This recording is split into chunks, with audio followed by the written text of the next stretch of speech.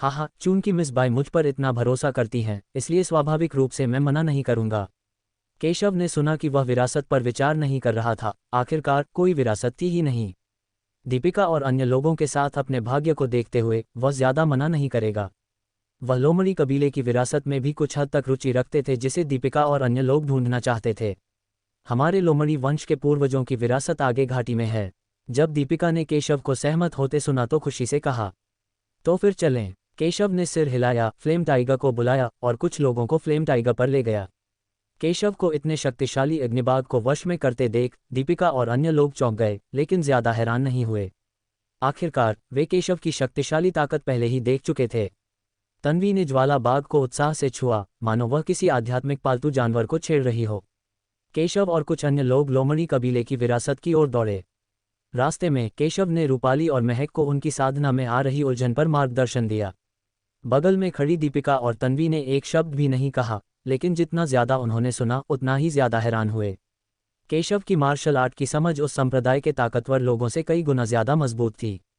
दीपिका अपनी स्थिति के कारण बोलने को तैयार नहीं थी, लेकिन तन्वी के पास बहुत अधिक बोझ नहीं था और उसने उसके मार्शल आर्ट प्रशिक्षण के बारे में कुछ सवाल पूछे। केशव ने आसानी से तन्वी की शंकाओं का उत्तर दिया। तन्वी ये सुनकर चौंक गई। हालांकि वह छोटी थी, लेकिन मार्शल आर्ट में भी माहिर थी। उसने जल्दी से केशव के मार्गदर्शन में अभ्यास करने की कोशिश की और महसूस किया कि केशव का मार्गदर्शन सही था। जीलिंजर जानती थी कि केशव एक शक्तिशाली मार्शल आर्टिस्ट है और उसने दीपिका को अपनी शंकाएं व्यक्त करने के लिए प्रोत्साहित किया। केशव ने सिर हिलाया और फिर दीपिका ने उसकी साधना में आने वाली कुछ बाधाओं और रुकावटों को उठाया। केशव ने इसे सुना और एक एक करके उनके सभी संदेहों को समझाया, जिससे उन्हें अचानक ज्ञान की अनुभूति हुई, जैसे लंबे सूखे का अंत बारिश में हुआ हो। केशव के मार्गदर्शन के कारण उन्होंने गुप्त क्षेत्र में पहले से कहीं अधिक प्राप्त किया। दीपिका और तन्वी केशव की ताकत के बारे में अधिक जागरूक हो गए।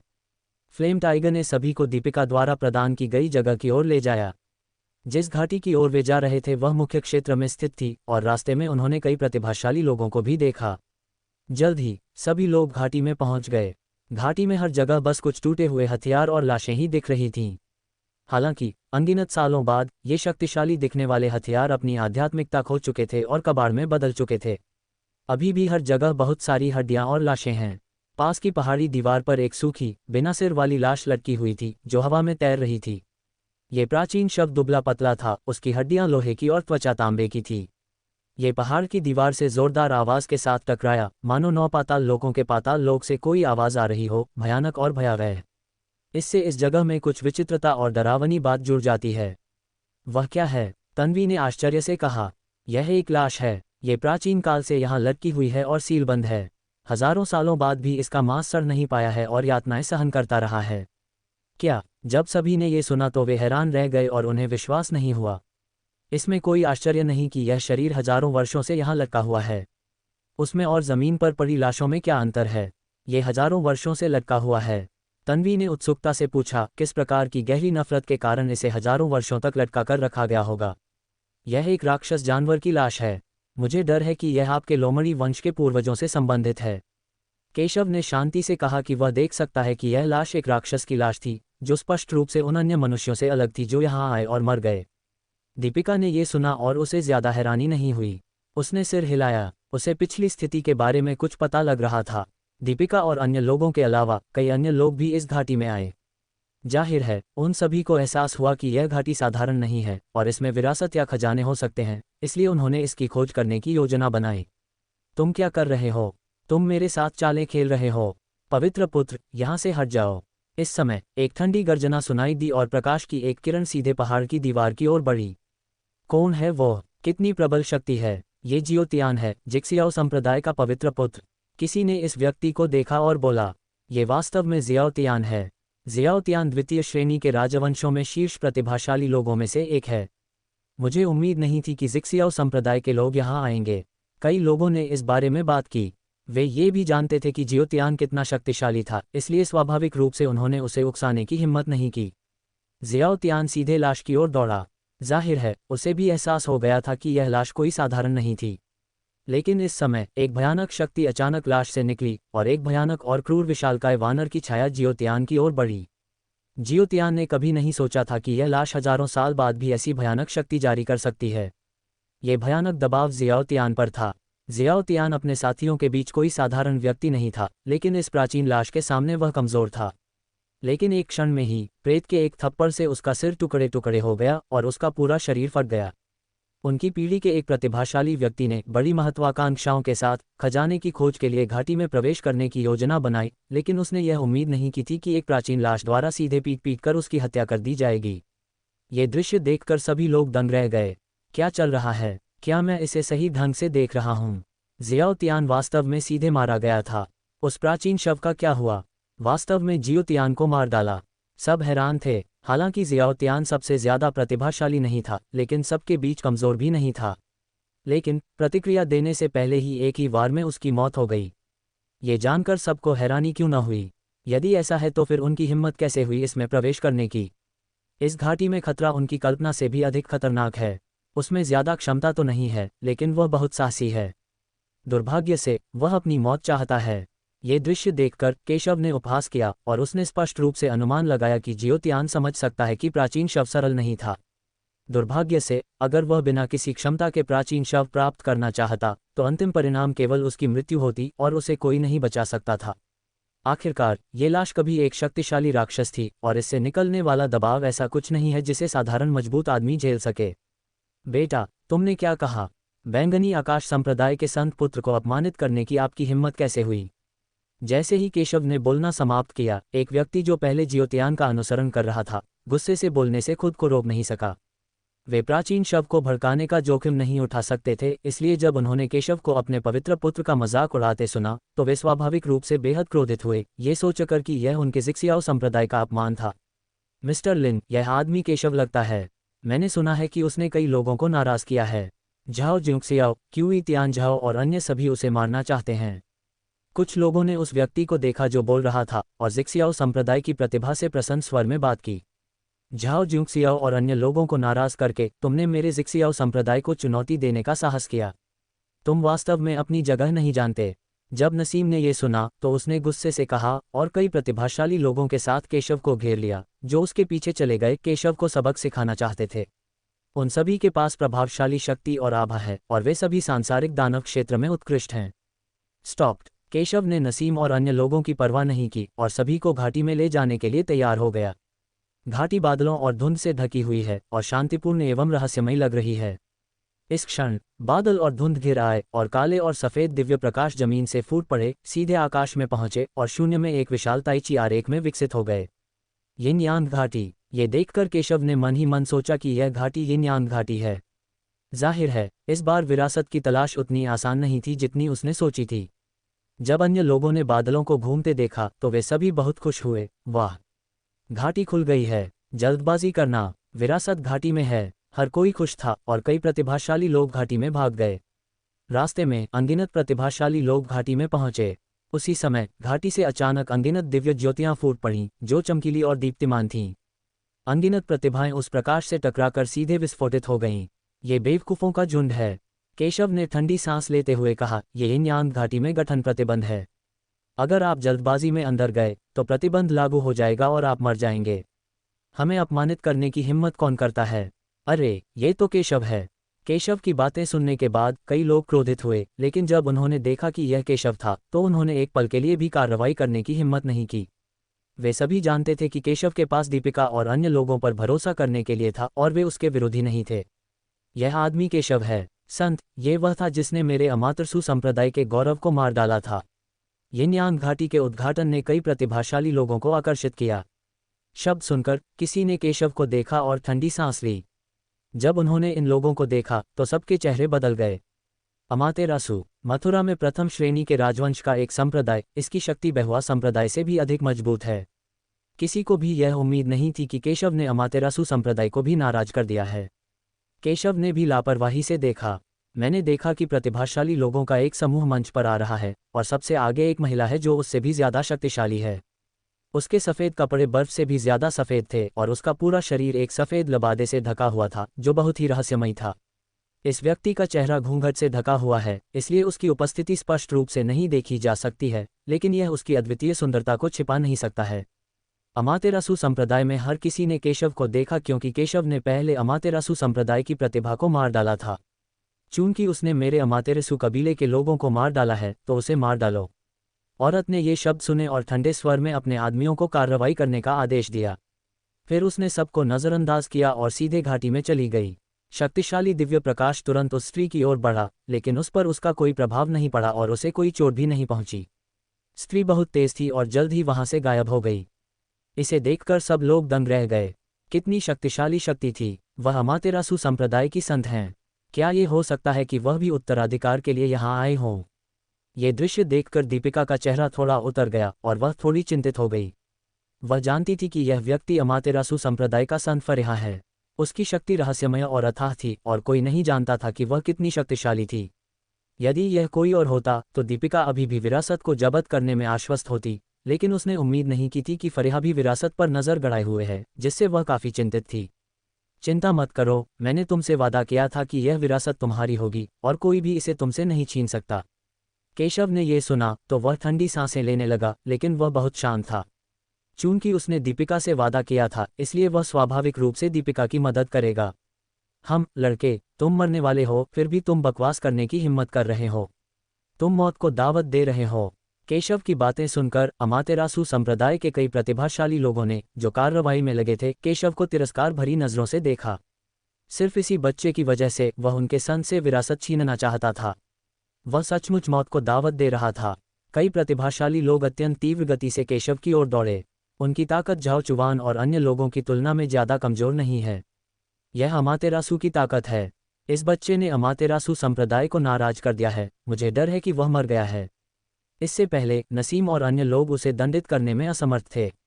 अब जब अमातेरासु संप्रदाय उससे निपट रहा है तो वह निश्चित रूप से मर जाएगा। कई लोगों ने उपहास किया और कहा कि यह कहा जा सकता है कि अमातेरासु संप्रदाय गुप्त क्षेत्र में सबसे शक्तिशाली शक्ति थी। उनमें से प्रतिभाशाली लोग सामान्य बलों के शीर्ष प्रतिभाशाली लोगों से भी अधिक शक्तिशाली हैं। मैं कुछ भी करने के लिए बहुत आलसी था, लेकिन चूंकि तुम लोग मरने के लिए दृढ़ हो, इसलिए मैं तुम्हारी इच्छा पूरी करूंगा।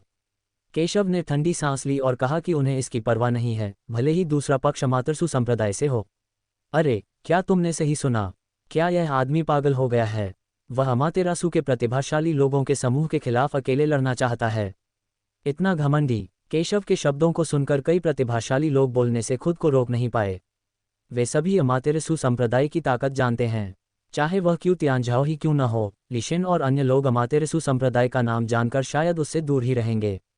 हन्फ, ये बदमाश शायद जानता है कि वह बर्बाद हो चुका है, इसलिए वह सिर्फ झांसा दे रहा है और उम्मीद कर रहा है कि वह अपने पीछे सबसे गौरवशाली व्यक्ति के रूप में अपनी छवि छोड़ जाएगा, जो अकेले ही अमातेरासु संप्रदाय के खिलाफ खड़ा हुआ था।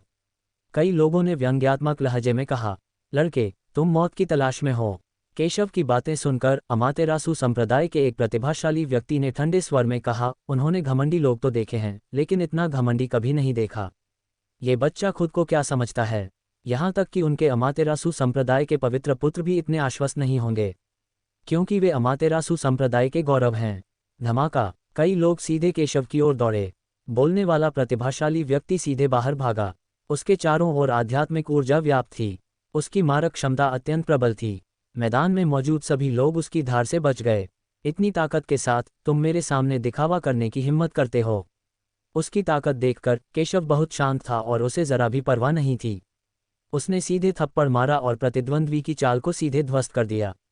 वह कैसे संभव है? जिस प्रतिभाशाली व्यक्ति ने यह कदम उठाया था उसका चेहरा एकदम बदल गया, मानो उसने यह उम्मीद नहीं की थी कि केशव, जिसकी ताकत केवल स्वर्ण भ्रूण क्षेत्र तक ही सीमित थी, वह इतना शक्तिशाली क्षेत्र लेकर बाहर आ सकता है।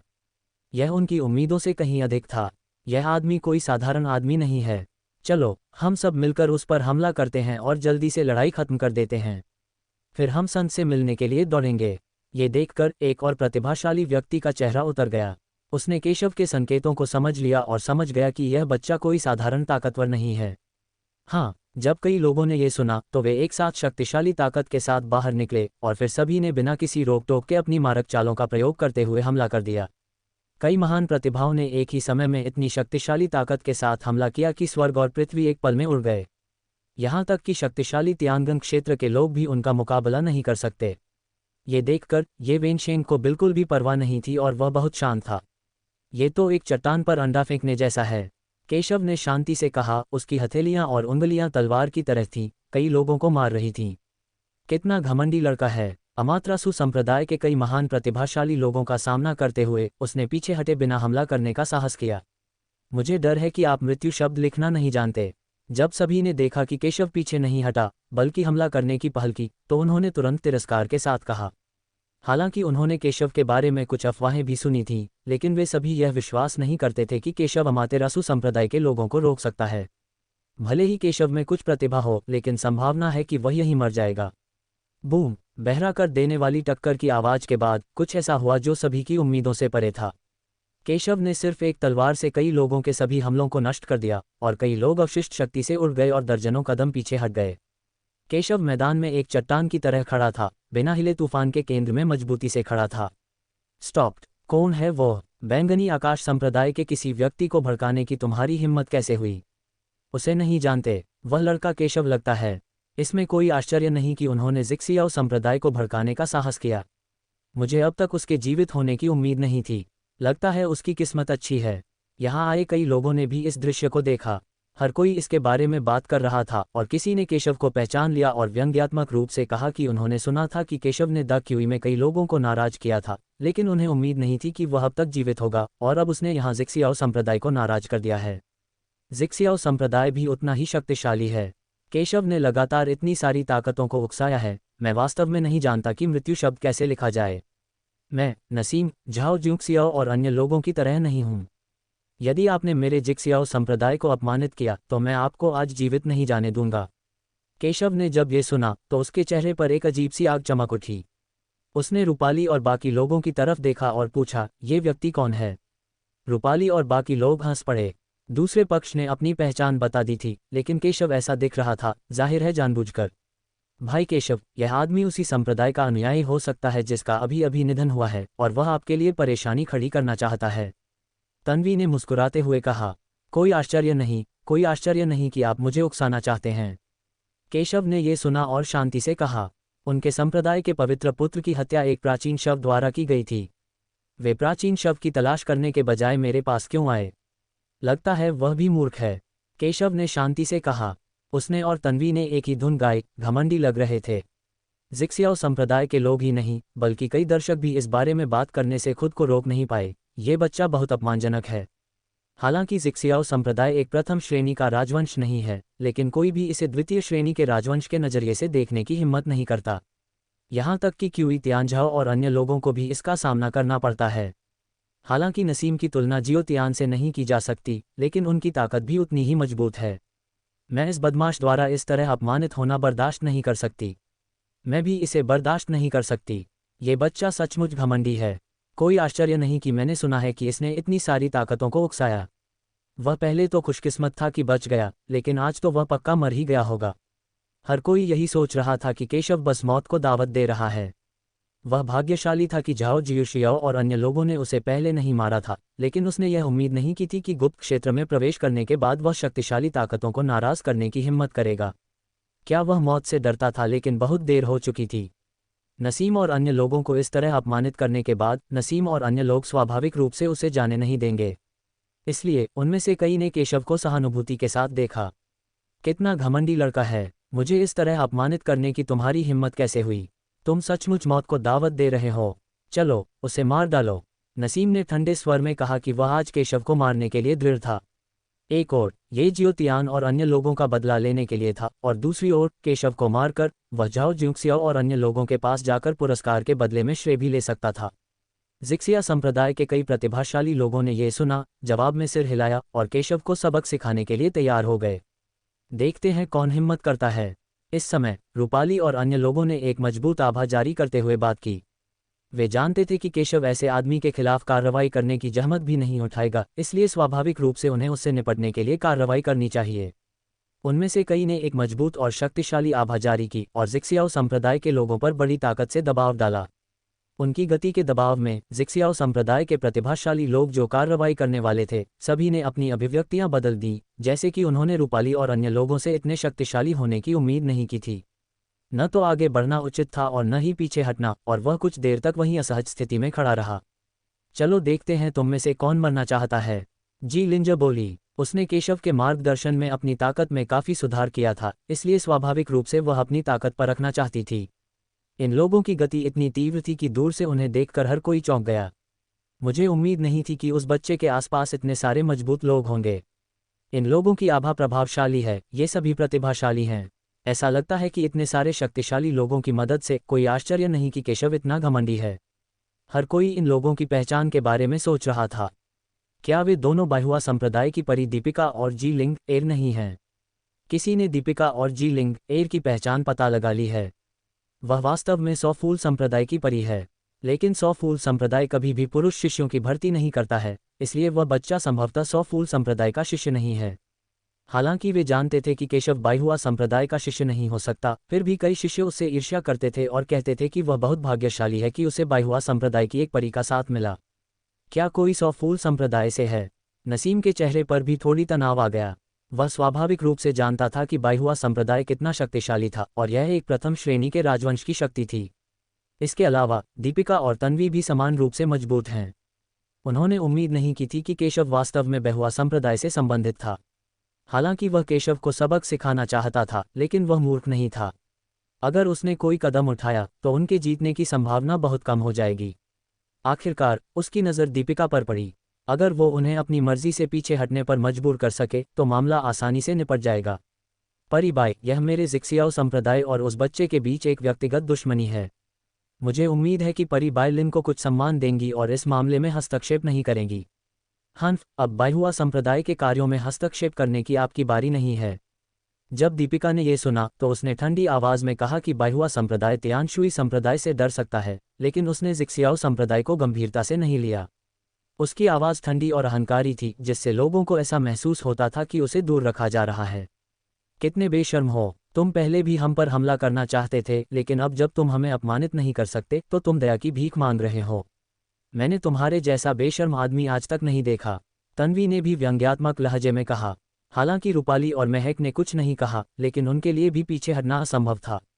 उनके रवैये से साफ पता चलता है कि वे बाउर्डिंग से केशव हैं। ये पता चला कि दीपिका केशव के लिए जिक्सियाओ संप्रदाय को अपमानित करने के लिए तैयार थी, जिससे कई लोग ईर्ष्यालु और जलन महसूस कर रहे थे। इस बच्चे का क्या भाग्य है, उसने तो बाहुआ संप्रदाय की परी का पक्ष जीत लिया। क्या सौभाग्य है, सबने ईर्ष्या से कहा। नसीम का चेहरा पीला और नीला पड़ गया। उसने पहले दीपिका और बाकी लोगों पर ध्यान नहीं दिया था और उनकी पहचान भी नहीं जानता था। उसने शुरू में सोचा था कि अगर वे भी कोई कार्रवाई करना चाहते हैं तो वे मिलकर उनका दमन करेंगे। हालांकि उन्हें उम्मीद नहीं थी कि वे बाहुआ संप्रदाय से थे, जिससे वह बहुत सावधान हो गए। वह अभी तक जियोतियान नहीं है।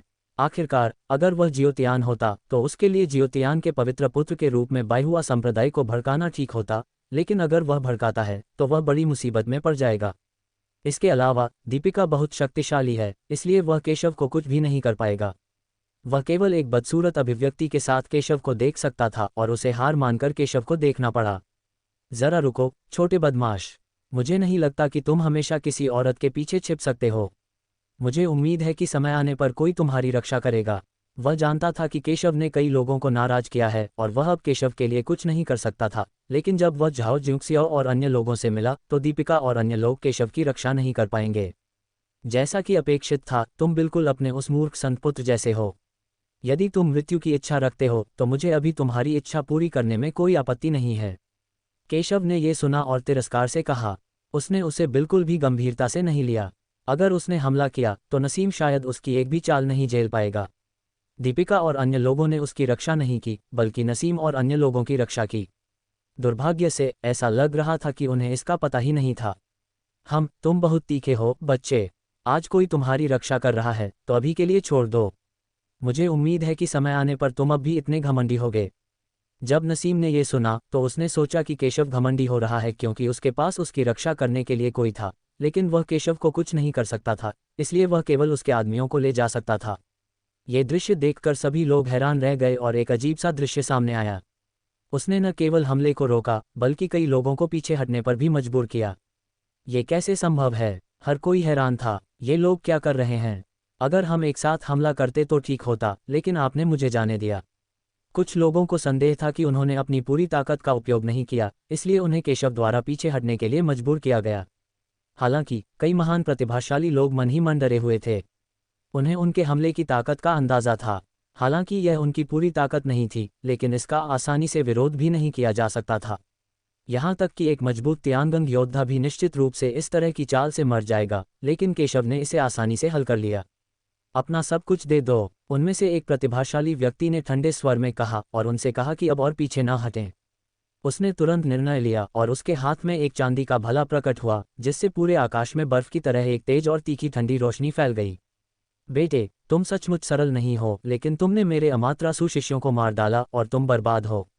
अगर संत मेडेन के ये शब्द न होते कि इस लड़ाई को जल्दी और बिना देर किए सुलझा लिया जाना चाहिए, तो मैं तुमसे अकेले ही लड़ना चाहता। अब जब हम पूरी ताकत लगा रहे हैं तो निस्संदेह तुम मर जाओगे। मैं तुमसे आग्रह करता हूं कि तुम आज्ञाकारी होकर आत्मसमर्पण कर दो, हम तुम्हें ले चलें और हमारे साथ संत के दर्शन के लिए चलो। शायद अभी भी तुम्हारे बचने की संभावना है। जिस प्रतिभाशाली व्यक्ति ने ये कदम उठाया था उसने ठंडे स्वर में कहा, क्या मृत्यु निश्चित है? सिर्फ आप और अन्य चींटियां। बेतुका, अगर तुम सब एक साथ हमला भी करो तो भी मेरी नज़र में तुम सब सिर्फ मुर्गियों और कुत्तों के झुंड के अलावा कुछ नहीं होगे।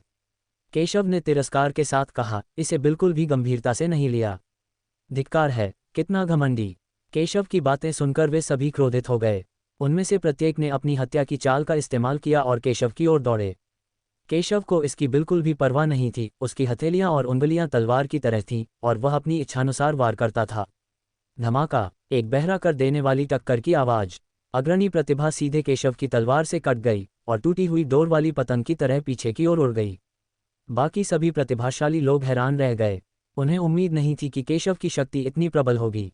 इससे पहले कि वे कुछ कर पाते, केशव एक कदम आगे बढ़ा और दूसरे प्रतिभाशाली की ओर दौड़ा। दूसरा प्रतिभाशाली प्रबल ऊर्जा और रक्त से भरा हुआ था और उसने केशव को मुक्का मारा। हालांकि केशव ने परवाह नहीं की और सीधे मुक्का मारा। मैंने देखा कि प्रतिद्वंद्वी का मुक्का कागज की तरह कुचल दिया गया और उसका शरीर लड़खड़ा गया और वहीं दब गया।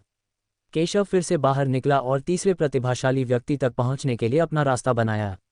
तीसरे प्रतिभाशाली व्यक्ति के हाथ में एक लंबी तलवार थी और तलवार की घनी किरणें आकाश और पृथ्वी को ढक रही थीं, जिससे असाधारण शक्ति निकल रही थी। हालांकि इससे पहले कि वह केशव के शरीर को छू पाता, वह तुरंत केशव से निकली सुनहरी रोशनी से चकनाचूर हो गया। Bang bang bang. फिर मैंने देखा कि आकाश तलवारों की किरणों से भरा हुआ है जो बुलबुलों की तरह फट रही हैं और एक के बाद एक मंद विस्फोटों की आवाजें आ रही हैं। केशव का आकार बांस की तरह अजेय था जो अपना रास्ता कुचलता जा रहा था। धत्तेरी की। केशव को उसे मारने के लिए आते देख त्यांजियाओ, जिसने कार्रवाई की थी, का चेहरा बदल गया। उसने गुस्से से अपनी तलवार घुमाई और उस एक वार में उसने अपनी लगभग पूरी ताकत लगा दी, जिससे खून आसमान में उछल पड़ा। यदि वह कोई साधारण व्यक्ति होता तो निश्चित रूप से मर जाता। हालांकि केशव को इसकी जरा भी परवाह नहीं थी। उसकी आंखों में तिरस्कार की एक झलक उभरी और उसने उसे यूं ही नजरअंदाज कर दिया। स्नैप! तभी मुझे एक जोरदार आवाज सुनाई दी। 9 फुट की ब्लेड लाइट एक पल में टूट गई, कागज की तरह नाजुक। केशव की उंगलियों ने ब्लेड को छुआ और प्रतीत होता है कि हल्के से प्रहार से एक भयानक शक्ति निकली, जैसे कि किसी देवता की हो। झंकार! प्रतिभाशाली व्यक्ति ने ऐसे हमला किया मानो बिजली गिर गई हो और लंबी और पतली तलवार जमीन पर गिर गई। वह कैसे संभव है? मैदान में हौंफने की आवाजें गूंज उठीं। यदि पहली प्रतिभा अभी भी एक दुर्घटना थी तो तथ्य यह है कि लगातार 2 प्रतिभाओं को केशव द्वारा दबा दिया गया था। इसका मतलब था कि केशव की ताकत उनकी कल्पना से कहीं परे थी। वे इस बात पर विश्वास ही नहीं कर पा रहे थे कि केशव, जो स्वर्ण भ्रूण क्षेत्र में था, इतना शक्तिशाली था। बच्चे, नरक में जाओ!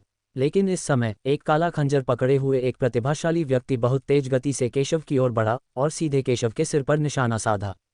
एक बार चाकू लगने पर मौत निश्चित है। दोनों के बीच की दूरी काफी कम थी और केशव के पास बचने का कोई रास्ता नहीं था। फक फक करना। हालांकि केशव को इसका अंदाजा था और उसे इसकी जरा भी परवाह नहीं थी। उसके लबादे की एक लहर से एक तेज धारा बह निकली, जिसने काले खंजर को जोर से गिरा दिया, उसे उड़ा दिया और खून की धार फूट पड़ी। अन्य सभी प्रतिभाओं को केशव ने एक के बाद एक नष्ट कर दिया। सारा दर्शक वर्ग आश्चर्यचकित रह गया।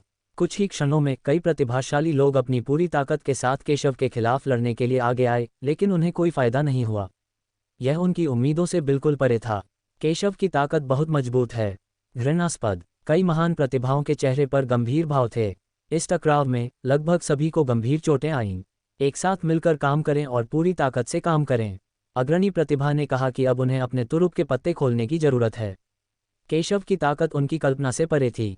गड़गड़ाहट। उन्होंने अपने अपने तुरुप के पत्ते चलाए और सभी प्रकार की घातक चालें चलीं। स्वर्ग और पृथ्वी में वायु धाराएं अव्यवस्थित हो जाती हैं और आकाश और पृथ्वी का रंग बदल जाता है। अपनी मारक चालें चलाने के बाद उनकी ताकत दोगुनी हो गई। मूल रूप से उन्होंने सोचा था कि कोई भी उन्हें गुप्त क्षेत्र की इस यात्रा के दौरान इतनी शक्तिशाली ताकत के साथ बाहर निकलने के लिए मजबूर नहीं कर सकता है, लेकिन उन्होंने उम्मीद नहीं की थी कि केशव, एक चींटी, इतनी शक्तिशाली होगी, जो उनकी उम्मीदों से परे थी। लेकिन जब वे एकजुट होते हैं तो उनकी शक्ति सचमुच जबरदस्त हो जाती है। शून्य में तलवार की ऊर्जा, चाकू की रोशनी, अनमोल प्रकाश और हर तरह की शक्ति उमड़ पड़ी।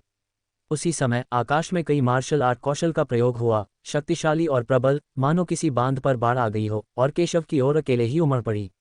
ये दृश्य त्यांगन क्षेत्र के अनगिनत योद्धाओं को निराश करने के लिए पर्याप्त है। फक फक करना, ये देखकर केशव को जरा भी परवाह नहीं थी। उसने तो बस उन्हें अपनी ताकत तेज करने के लिए सांग के पत्थर समझे। इस पल उसकी आभा प्रकट हुई। वह बेहद शक्तिशाली और भयानक थी, मानो कोई विशाल नदी उसके पूरे शरीर और बाहर गूंज रही हो। वह न तो चकमा दिया और न ही बच निकला, बल्कि आगे बढ़ गया। अचानक युद्ध छिड़ गया। केशव ने कई शीर्ष प्रतिभाओं के साथ लड़ाई लड़ी। आकाश और पृथ्वी मारकाट की ध्वनि से जोर से गर्जना करने लगे और दिव्य ज्योति नष्ट हो गई। लेकिन जिस बात ने सभी को चौंका दिया वह ये थी कि अमात्रासु संप्रदाय की प्रतिभाओं के कुचले जाने के बावजूद केशव को कभी कोई नुकसान नहीं हुआ और न ही उसे कभी थोड़ा भी दबाया गया। वह किसी देवता के समान बलवान था, उसकी गति अजेय थी और वह अपने प्रतिद्वंदियों के हमलों को बार बार कुचल देता था। अपनी हर चाल के साथ वह मुठ्ठियां, हथेलियों के निशान, तलवारें और अन्य चालें चलाता था और हर चाल बेहद शक्तिशाली और ताकतवर होती थी, इतनी शक्तिशाली कि उसकी कल्पना भी नहीं की जा सकती थी। सभी प्रकार की मार्शल आर्टें सर्वोच्च स्तर की और बहुत शक्तिशाली हैं। इस आदमी की ताकत बहुत मजबूत और भयानक है। इस बच्चे ने मार्शल आर्ट का कितना अभ्यास किया है। अनगिनत प्रतिभाएं हैरान थीं। चाहे तलवारबाजी हो, मुक्केबाजी हो, तलवारबाजी हो या कोई और मार्शल आर्ट, केशव सब में माहिर था। कई प्रतिभाशाली लोग केशव को गौर से देख रहे थे। वे केशव का रहस्य जानना चाहते थे, लेकिन जितना अधिक वे देखते उतना ही अधिक भयभीत हो जाते, क्योंकि अपने सारे ज्ञान के बावजूद उसने स्वर्णभ्रूण क्षेत्र में इतनी शक्तिशाली शक्ति वाले किसी व्यक्ति के बारे में कभी नहीं सुना था। कई महान प्रतिभाओं के चेहरे बेहद बदसूरत थे। उनकी रक्त शक्ति, युद्ध कला की ताकत और घातक तुरुप के पत्ते सब चरम सीमा तक फट चुके थे, लेकिन मिलकर भी वे केशव को दबा नहीं पाए। आओ और हमारी मदद करो। केशव को मारने के बाद मेरा अमातेरासु संप्रदाय तुम्हें पुरस्कृत करेगा। अमातेरासु संप्रदाय के एक प्रतिभाशाली व्यक्ति ने कहा कि वे चाहते थे कि देखने वाले प्रतिभाशाली लोग कार्रवाई करें। ये सुनकर कई प्रतिभाशाली लोग भावुक हो गए। हालांकि केशव शक्तिशाली था, अमातेरासु संप्रदाय के प्रतिभाशाली लोग भी उतने ही शक्तिशाली थे और केशव को मारकर वे लाभ प्राप्त कर सकते थे। केशव ने बहुत से लोगों को नाराज किया है। केशव को मारने के बाद भी वह क्यूई तियानझाओ और दूसरों के सामने श्रेय ले सकता है। इसलिए कुछ प्रतिभाशाली लोग भी खड़े हुए, अपनी हत्या की चालों का इस्तेमाल किया और अपनी जानलेवा आभा जारी की। हालांकि अभी भी कई प्रतिभाशाली लोग हैं जो हिचकिचा रहे हैं। आखिरकार वे केशव की ताकत से हैरान हैं और आसानी से हस्तक्षेप करने को तैयार नहीं हैं। Court death. केशव ने उस प्रतिभाशाली व्यक्ति को देखा जिसने कार्रवाई की और अमात्रासु संप्रदाय के लोगों की मदद करना चाहता था, लेकिन उसे इसकी परवाह नहीं थी। चाहे कितने भी लोग हों, वे उसके सामने बस चींटियों का एक समूह थे। उसे इसकी परवाह क्यों करनी चाहिए? निश्चित रूप से सभी प्रतिभाओं के शामिल होने के साथ केशव अभी भी मजबूत है और सभी के सामने अभी भी शक्तिशाली है। सबको नहीं पता कि केशव ने मिलकर अनगिनत ताकतवर लोगों को मार डाला है। उनकी ताकत उसके द्वारा मारे गए कई ताकतवर लोगों से भी कमजोर है। केशव को इसकी क्या परवाह? बेशक प्रतिभाशाली लोगों के एक समूह की घेराबंदी का सामना करते हुए केशव बिल्कुल भी नहीं डरा, बल्कि जैसे जैसे लड़ाई आगे बढ़ी वह और भी बहादुर होता गया। अपने हाथों के एक इशारे से उसने सभी दिशाओं से हो रहे हमलों को आसानी से विफल कर दिया। वह कैसे संभव है? यदि सभी प्रतिभाशाली लोग एकजुट हो जाएं, तो भी वे केशव को दबा नहीं सकते। केशव के शक्तिशाली रूप को देखकर कार्रवाई करने वाले सभी प्रतिभाशाली लोग भयभीत हो गए और विश्वास नहीं कर सके कि केशव इतना भयानक हो सकता है। अपनी पूरी ताकत से हमला करो, पीछे मत हटो। मारना। मैदान में जोरदार चीखें गूंज उठीं। चाहे उन्हें कितना भी धक्का लगा हो, वे बिल्कुल भी पीछे नहीं हटे और अपनी सारी तरकीबें इस्तेमाल कीं। वे पागलपन और हताशा से लड़े, उनमें से प्रत्येक भयानक रूप से शक्तिशाली था। धमाका। युद्ध का मैदान हल्की बारिश से ढक गया और युद्ध के बाद की स्थिति एक विशाल लहर की तरह सभी दिशाओं में फैल गई। बहुत हो गया मजा, अब इसे खत्म करने का समय आ गया है। जब हर कोई उन्मत्त होकर हमला कर रहा था, तब केशव की शांत आवाज सुनाई दी। वह उन्हें सिर्फ सांग के पत्थर समझता था। दुर्भाग्य से इन प्रतिभाशाली लोगों के संयुक्त प्रयासों से उसे कोई घातक खतरा भी महसूस नहीं हुआ। ऐसी परिस्थितियों में केशव की धीरे धीरे रुचि कम हो गई और उसने युद्ध समाप्त करने की योजना बनाई। धमाका। केशव ने अपनी तलवार बहुत तेज गति से घुमाई, जिससे सामने वाला व्यक्ति मारा गया। भाई सावधान! केशव को तलवार लेकर अपनी ओर आते देख अमातेरासु संप्रदाय के सभी लोग भयभीत हो गए। इस तलवार की शक्ति इतनी भयानक थी। वे सभी हमें याद दिलाने के लिए बोल रहे थे, लेकिन अब उन्हें बचाने के लिए बहुत देर हो चुकी थी। केशव के साथ कई लड़ाइयों के बाद उन्होंने बहुत ताकत खर्च कर दी। अमातेरासु संप्रदाय के त्यानजियाओ, जो केशव के निशाने पर थे, डर गए और उनके सिर में झुनझुनी होने लगी। धमाका! केशव की तलवार उसके हाथ से टकराई और उसका हथियार नियंत्रण से बाहर हो गया और उसके हाथ से उड़ गया। केशव की तलवार की शक्ति कम नहीं हुई और उसने उसे घायल कर दिया। उसके शरीर पर सुनहरी रोशनी की एक चमक दिखाई दी, जिससे पता चला कि कवच ने अपना असर दिखाया है। हालांकि पल भर में ही कवच फट गया। अगले ही पल कवच ने उसे घायल कर दिया और उसका मांस रक्त फट गया, उसकी हड्डियां और नसें टूट गईं और वह टुकड़े टुकड़े हो गया। वह सीधे केशव की तलवार से मारा गया था। इस दबंग और खूनी दृश्य ने क्षेत्र में अनगिनत प्रतिभाओं को रंग बदलने और बेहद हैरान कर दिया। यह कोई साधारण प्रतिभा नहीं है, फिर भी उसे केशव ने सिर्फ एक थप्पड़ से मार डाला। केशव की ताकत बहुत मजबूत है। जो लोग पहले केशव का मजाक उड़ाते थे, अब उन्हें नीची नज़र से देखने की हिम्मत नहीं रही। वे मैदान की ओर देखते रहे, सांस रोके रहे और दूर से युद्ध देखते रहे। भाई, ये दृश्य देखकर अमातेरासु संप्रदाय के कई लोग स्तब्ध और क्रोधित हो गए। उन्होंने पहले सुना था कि केशव ने अमातेरासु संप्रदाय के शिष्यों को मार डाला था, लेकिन उन्होंने इसे अपनी आंखों से कभी नहीं देखा था। अब जब उन्होंने अपनी आंखों से केशव को अपने लोगों को मारते हुए देखा है, तो वे क्रोधित क्यों न हों। केशव, आज तुम निश्चित रूप से मर जाओगे। हम तुम्हारे खून का कर्ज खून से चुकाएंगे। एक प्रतिभाशाली व्यक्ति ने गुस्से में कहा कि मृतक प्रतिभाशाली व्यक्ति के साथ उसका सबसे अच्छा रिश्ता था और अब जबकि दूसरा पक्ष मर चुका है, तो वह सबसे ज्यादा गुस्से में है। केशव, तुम इस जगह से जीवित नहीं जा सकते। एक अन्य व्यक्ति ने भी दी धमकी। वे पूरी तरह से क्रोधित थे क्योंकि अमातेरासु संप्रदाय के प्रतिभाशाली व्यक्ति की मृत्यु ने उन्हें पूरी तरह से क्रोधित कर दिया था। इससे उन्हें बहुत प्रोत्साहन मिला और उन्होंने अपना सर्वश्रेष्ठ प्रयास किया। विशाल हमला केशव की ओर पागलों की तरह बढ़ा। केशव स्वर्ग और पृथ्वी के बीच खड़ा था, लेकिन उसकी अभिव्यक्ति शांत थी और उसे बिल्कुल भी परवाह नहीं थी। उसे इसकी परवाह नहीं कि उनकी संख्या कितनी है। इस दृश्य में सबसे ज्यादा हैरान शायद नसीम था। वो पहले भी केशव से निपटना चाहता था, लेकिन दीपिका और बाकियों की वजह से उसने हार मान ली थी। पहले तो मैंने सोचा कि केशव एक ऐसा आदमी है जो महिलाओं पर निर्भर करता है, लेकिन मुझे उम्मीद नहीं थी कि केशव की ताकत इतनी भयानक थी। कोई आश्चर्य नहीं कि केशव ने मुझे बिल्कुल भी गंभीरता से नहीं लिया। वह तो इस बात से भी खुश था कि उसने मरना नहीं चुना, अन्यथा मैं अब तक मर चुका होता। केशव ने अचानक अपनी हथेली और उंगलियां हवा में दबा दीं। धमाका! उसे केंद्र में रखकर अनगिनत तलवारें उभरी और फिर सीधे हमला किया। गड़गड़ाहट! सभी दिशाओं से होने वाले हमलों को तुरंत रोक दिया गया, जिससे धरती को हिला देने वाली टक्कर की आवाजें उत्पन्न हुईं। फिर इस अवसर का लाभ उठाते हुए केशव ने अत्यंत तेज गति से एक कदम आगे बढ़ाया और एक प्रतिभाशाली व्यक्ति के सामने प्रकट हुआ। वह पहले तो व्यंग्यपूर्वक बोला और फिर मुक्का मारकर बाहर निकल गया। इसे जोर से तोड़ दिया। धत्तेरी की! केशव को अचानक अपने सामने आते देख प्रतिद्वंद्वी का चेहरा काफी बदल गया और वह जल्दी से पीछे हटना चाहता था, लेकिन बहुत देर हो चुकी थी। वह केवल अपने हथियार को त्याग सकता था, अपने हाथों को पार कर सकता था और हवा में मुहरें बना सकता था, जिससे तुरंत एक अत्यंत शक्तिशाली रक्षात्मक मार्शल आर्ट का निर्माण हो जाता था। भिन्न भिन्न, लेकिन एक क्षण में उसके सामने कई प्रकाश पर्दे प्रकट हो गए, जिससे वह अवरुद्ध हो गया और स्वयं की रक्षा करने लगा। हालांकि केशव ने यह देखा और उसे जरा भी परवाह नहीं थी। उसने ठंडी सांस ली और पल भर में उसने देखा कि केशव के घूंसे से ये हल्के पर्दे टूट गए थे और वे कमजोर हो गए थे। प्रकाश की वर्षा के बीच एक मुक्का लगने से उसकी मौत हो गई। दूसरा प्रतिभाशाली व्यक्ति गिर गया। और यह सिर्फ शुरुआत है। जैसे कि यह महसूस करते हुए कि यह पर्याप्त रूप से सुचारू नहीं था, केशव ने अरोड़ा तलवार को बुलाया और उसकी आभा फिर से बदल गई और भी अधिक शक्तिशाली और दबंग बन गई। वह एक परी की तरह तेज था, तलवार लेकर बाहर आया। धमाका! शक्तिशाली तलवार की रोशनी स्वर्ग और पृथ्वी में गूंज उठी और केशव ने एक तलवार से सभी के हमलों को मिटा दिया।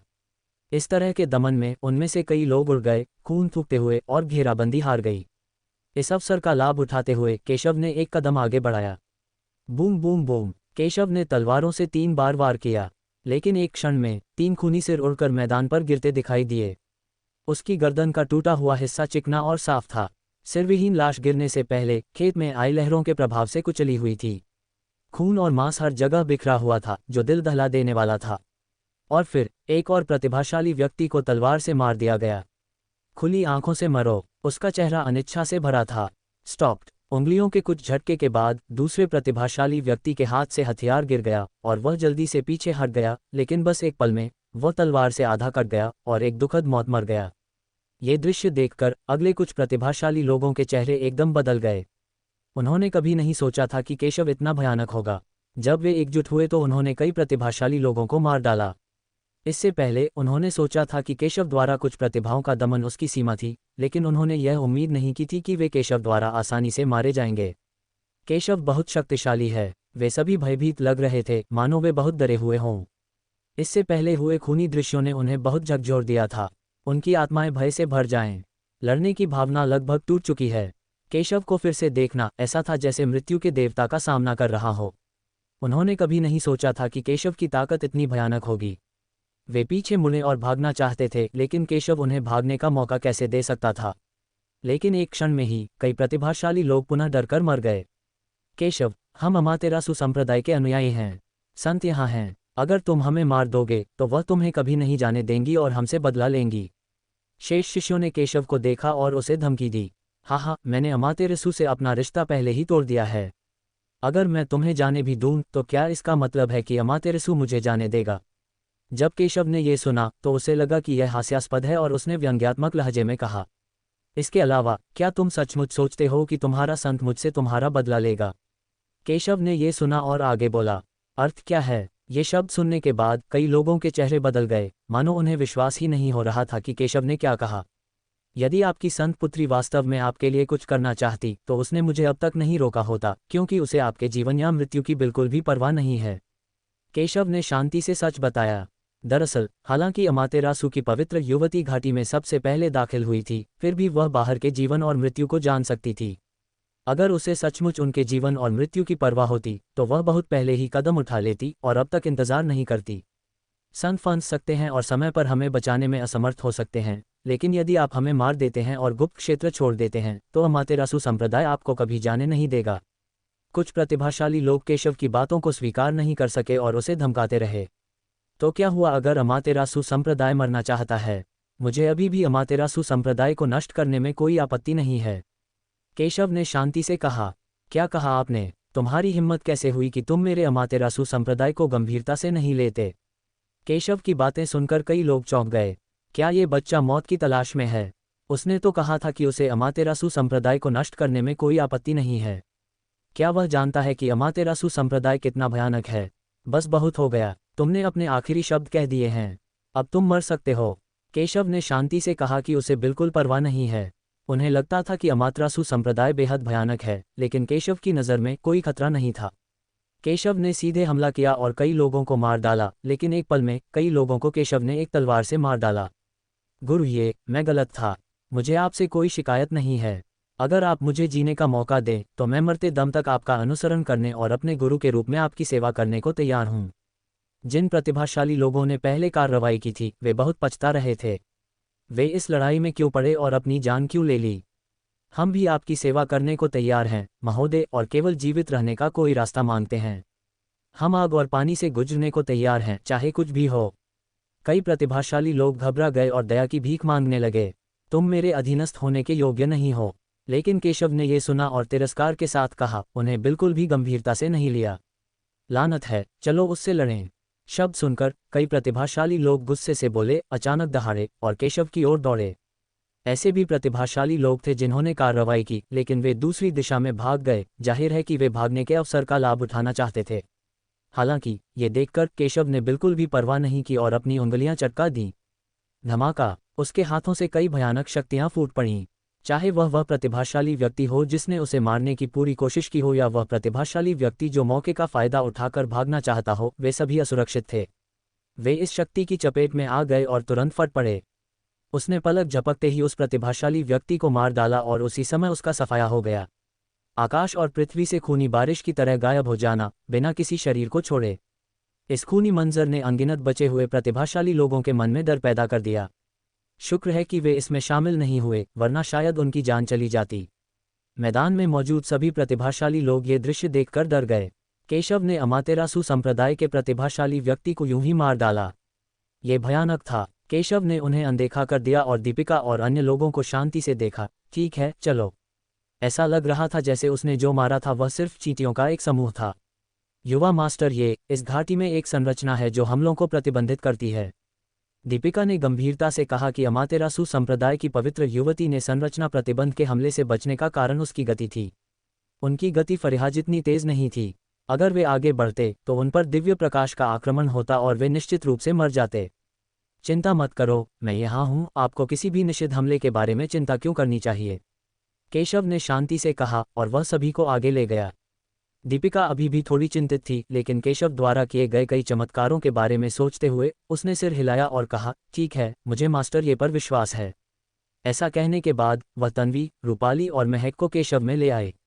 इस समय केशव के चारों ओर एक अवरोध दिखाई दिया जो सभी की रक्षा कर रहा था और उन्हें सीधे घाटी में ले जा रहा था। वास्तव में उसके पास सीधे गठन प्रतिबंध को तोड़ने का एक तरीका भी है, लेकिन अगर गठन प्रतिबंध टूट जाता है तो अन्य लोग बिना किसी प्रतिबंध के घाटी में प्रवेश कर सकते हैं। उसका दूसरों से कोई संबंध नहीं है, इसलिए स्वाभाविक रूप से वह एक अच्छा आदमी बनने के लिए बहुत आलसी है। केशव को आसानी से सभी को घाटी में ले जाते देख सभी को बहुत जलन और ईर्ष्या हुई, लेकिन उनमें अंदर जाने का साहस नहीं था। आखिरकार वे सभी घाटी में प्रतिबंधों की शक्ति के गवाह थे। केशव और कुछ अन्य लोग घाटी में आगे बढ़े। बादलों को पार करते हुए वे एक लटकते हुए पहाड़ पर पहुंचे। पहाड़ के सामने सफ़ेद वस्त्र में एक पवित्र महिला है। उसके सफ़ेद वस्त्र बर्फ की तरह सफ़ेद हैं, उसके काले बाल झरने की तरह हैं, उसका आंकड़ा सुंदर और उत्तम है। उसके चारों ओर धुंध की एक परत उठ रही थी जो चमक रही थी, पवित्र और पावन। एक जोड़ी आंखें झील की तरह स्पष्ट और पारदर्शी हैं जो पवित्रता और चमक को प्रकट करती हैं। उसका चेहरा घूंघट से ढका हुआ था और उसके चेहरे के भाव धुंधले और अस्पष्ट थे। हालांकि इससे लोगों को लगा कि इतनी खूबसूरत परी के लिए अब रूप रंग का कोई महत्व नहीं रह गया है। इस समय यहाँ तक कि दीपिका और अन्य लोग भी उससे थोड़े प्रभावित लग रहे हैं। केवल जीलिंग एर ने यह देखकर अपने होठों को सिकोड़ लिया और मन ही मन कहा, तुम एक शुद्ध और मासूम लड़की होने का नाटक क्यों कर रही हो? जब मैं बड़ी हो जाऊंगी तो मैं तुम्हें जरूर कुचल दूंगी। ये कहकर उसने अनिच्छा से अपना सिर नीचे कर लिया। उसे बस एक सपाट मैदान दिखाई दे रहा था और उसे बस खुद से नफरत हो रही थी कि मैं उसकी उम्मीदों पर खरा नहीं उतर पाया। जब दीपिका और अन्य लोगों ने इस महिला को देखा तो उनकी आंखें थोड़ी सिकुड़ गईं। ये व्यक्ति कोई और नहीं बल्कि अमातेरासु संप्रदाय की साध्वी फरीहा थीं। केशव ने अभी अभी अमातेरासु संप्रदाय की प्रतिभा का वध किया था, इसलिए दूसरा पक्ष कार्रवाई करने से खुद को रोक नहीं सकता था। लेकिन जब दूसरे पक्ष ने केशव को देखा तो वह उदासीन लग रहा था, मानो वह केशव और अन्य लोगों के आगमन से आश्चर्यचकित नहीं था। केशव ने सिर हिलाया और लटकते पहाड़ की ओर देखा। लटकते पहाड़ के सामने स्वर्ग और पृथ्वी की शक्ति से निर्मित एक और द्वार है। केशव ने अपनी इच्छा से आक्रमण किया और स्वर्ग और पृथ्वी के द्वार से कई आक्रमण हुए। इससे जो भयावह शक्ति निकलती है वह घाटी में लगे प्रतिबंधों से कई गुना अधिक भयावह है। वास्तव में फरीहा के रुकने का कारण निश्चित रूप से दयालुता नहीं थी। अगर उसे अकेले विरासत प्राप्त करने का अवसर मिलता तो वह स्वाभाविक रूप से यहाँ प्रतीक्षा करने का विकल्प नहीं चुनती और केशव के साथ सहयोग करना चाहती। उसने पहले भी इस दरवाजे को तोड़ने की कोशिश की थी। अगर वह हमले से बचने के लिए तेजी से आगे नहीं बढ़ती तो भले ही उसकी मौत न होती, उसे गंभीर चोट लग सकती थी। दीपिका और अन्य लोग भी गंभीरता से दरवाजे की ओर देख रहे थे। वे कल्पना कर सकते थे कि यह दरवाज़ा कितना भयानक होगा। फरीहा भी केवल आज्ञाकारी होकर ही सहयोग मांग सकते थे। कल्पना की जा सकती है कि यह दरवाज़ा कितना भयानक था। ये दरवाज़ा मुश्किल नहीं है। अगर आप इस प्रतिबंध को तोड़ना चाहते हैं तो दो रास्ते हैं, केशव ने शांति से कहा। मुझे आश्चर्य है कि मास्टर ये इसे कैसे तोड़ने की योजना बना रहे हैं। ये शब्द सुनकर फरीहा बहुत खुश हुआ और उसने केशव की और अधिक प्रशंसा की। थोड़े ही समय में केशव दो समाधान लेकर आया। पहला तरीका स्वाभाविक रूप से अपनी ताकत जुटाना और प्रतिबंध को बलपूर्वक तोड़ना है। हालांकि ऐसा करने में शायद काफ़ी कीमत चुकानी पड़ेगी, केशव ने गंभीरता से कहा और पहला समाधान प्रस्तावित किया। ये पहला तरीका बिल्कुल वैसा ही था जैसा फरीहा ने पहले सोचा था। वह अकेले प्रतिबंध तोड़कर लटके हुए पहाड़ में प्रवेश नहीं कर सकती थी, इसलिए वह केशव और अन्य लोगों की शक्ति जुटाकर प्रतिबंध तोड़ देगी। लेकिन साथ ही जैसा कि केशव ने कहा, मुझे डर है कि उन्हें और अन्य लोगों को भारी कीमत चुकानी पड़ेगी। उन्हें नहीं पता कि स्वर्ग और धरती का ये द्वार कितना शक्तिशाली है। कीमत चुकाना तो बहुत छोटी कीमत है। हो सकता है कि कीमत चुकाने पर भी वे इस संरचना को तोड़ न पाएं और उनकी ताकत बेकार चली जाए। फरीहा ने केशव को देखना जारी रखा। जाहिर है कि वह केशव की दूसरी विधि जानना चाहता था। दूसरा तरीका स्वाभाविक रूप से संरचना को तोड़ना और प्रतिबंध हटाना है। फिर हम सुरक्षित रूप से हैंगिंग माउंटेन में प्रवेश कर सकते हैं, केशव ने जारी रखा। मास्टर ये ने यह तरीका बताया। क्या इसका मतलब यह है कि आप इस संरचना को तोड़ सकते हैं? जब फरीहा ने यह सुना तो वह थोड़ा चौंक गया, क्योंकि ऐसा लग रहा था कि उसने इस पहलू के बारे में नहीं सोचा था। आखिरकार, हालांकि वह जानती थी कि इस संरचना को तोड़ने का एक तरीका है, उसने इस विधि के बारे में कभी नहीं सोचा था। आखिरकार, वह जानती थी कि यह संरचना सरल नहीं थी और उनमें से किसी को भी संरचना बनाने की कला या इसे तोड़ने की कला समझ में नहीं आई थी। लेकिन केशव ने जो कहा उससे ऐसा लगता है कि केशव भी संरचनाओं की कला को समझता है। बेशक, मैं इस संरचना को तोड़ सकता हूं, लेकिन मुझे डर है कि ऐसा करने के लिए बहुत अधिक आध्यात्मिक ऊर्जा की आवश्यकता होगी। केशव ने बात की, लेकिन बाहरी लोगों के सामने उन्होंने यह नहीं दिखाया कि वह संरचनाओं में कुशल थे। आखिरकार, वे सिर्फ साझेदार हैं, इसलिए उन्हें अपने सभी पत्ते खोलने की कोई आवश्यकता नहीं है। अपनी कमियों को उचित रूप से छिपाने से अनेक लाभ हो सकते हैं। फरीहा ने ये सुना और उसकी आंखें थोड़ी सिकुड़ गईं। यदि मास्टर ये इस संरचना को तोड़ सकते हैं, तो ये सबसे अच्छा होगा यदि वह ऐसा कर सकें। मैं मास्टर ये की आध्यात्मिक ऊर्जा को पुनर्स्थापित करने के लिए खजाना निकाल सकता हूँ। हालांकि फरीहा को केशव की बात पर पूरा यकीन नहीं हुआ। आखिरकार, वो इतना छोटा था, न सिर्फ मार्शल आर्ट में मजबूत था, बल्कि मार्शल आर्ट की बारीकियां भी जानता था। ये कैसा राक्षस था? लेकिन चूंकि केशव ने ऐसा कहा है, तो ये स्पष्ट रूप से असंभव नहीं है कि वह बिना किसी उद्देश्य के बोल रहा है। इसके अलावा, यदि आप संरचना को तोड़ना चुनते हैं, तो आप नुकसान को कम कर देंगे, इसलिए संरचना को तोड़ना सबसे अच्छा तरीका है। अब जब मैंने सुन लिया है कि उस युवती ने क्या कहा है, तो मैं इस संरचना को तोड़ने की पूरी कोशिश करूंगा। फरीहा की बातें सुनकर केशव ने जवाब तो दिया, लेकिन मन ही मन खुश भी हुआ। वह वाकई एक बड़े संप्रदाय का प्रतिभाशाली व्यक्ति था और बहुत उदार भी। सिर्फ रूपाली ने ही यह सुना और उसे अजीब लगा। उसे डर था कि केशव फिर से फरीहा को धोखा देने वाला है। वह जानती थी कि केशव की संरचना शक्तिशाली थी। हालांकि लटके हुए पहाड़ की संरचना आसान नहीं थी, फिर भी केशव को हराना मुश्किल नहीं होगा। लेकिन चूंकि केशव ने बात नहीं की, इसलिए स्वाभाविक रूप से वह भी नहीं बोलेगी। इस संरचना को तोड़ने के लिए मुझे आपके सहयोग की आवश्यकता है, मिस वेन। हैंगिंग माउंटेन पर जाएं और स्वर्ग और पृथ्वी के द्वार के अंदर संरचना को फुसलाकर हमला करने के लिए कहें, ताकि मैं इसे तोड़ सकूं। केशव बोले, ठीक है, मैं आपके साथ सहयोग करूंगा। शब्द सुनकर फरीहा बिना किसी हिचकिचाहट के सीधे खड़े हो गए और लटके हुए पहाड़ के सामने आ गए। अचानक लटके हुए पहाड़ के द्वार के सामने फरीहा पर अनगिनत हमले होने लगे। गति अत्यंत तीव्र थी। केवल आध्यात्मिक चेतना पर निर्भर रहकर ही वह इन हमलों के स्वरूप और गति को महसूस कर सकता था। प्रत्येक हमला अत्यंत शक्तिशाली था और स्वर्गीय गिरोह क्षेत्र की शक्ति तक पहुंच गया था। एक साधारण त्यांगांग योद्धा इस तरह के हमले का सामना करने पर निश्चित रूप से मर जाएगा।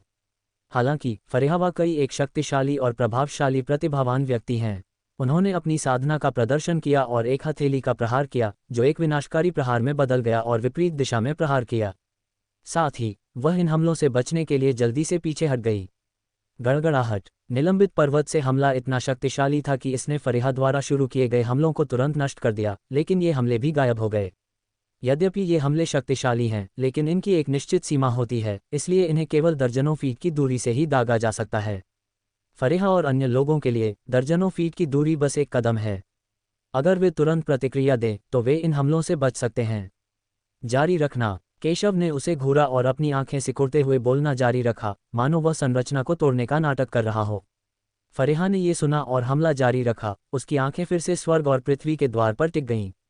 हुश हुश। स्वर्ग और पृथ्वी के द्वार से फिर से अनगिनत हमले हुए। फरीहा ने कुछ नहीं कहा और फिर से हमला किया, पहले से भी ज्यादा शक्तिशाली। धमाका। लेकिन एक ही पल में उसने अपने सामने हुए हमले को तोड़ दिया। फरीहा ने हमला जारी रखा। काफी देर बाद उसने थोड़ा भौहें सिकुड़ी और केशव की ओर देखा। मास्टर, ये इस संरचना को तोड़ने में कितना समय लगेगा? हालांकि इन हमलों से उसे कोई नुकसान नहीं हुआ, लेकिन उसने बहुत सारी आध्यात्मिक ऊर्जा भी खर्च कर दी और केशव उस संरचना को तोड़ने में कामयाब नहीं हो पाए। अगर वह इसी तरह चलती रही, तो यह उसकी शक्ति की बर्बादी ही होगी।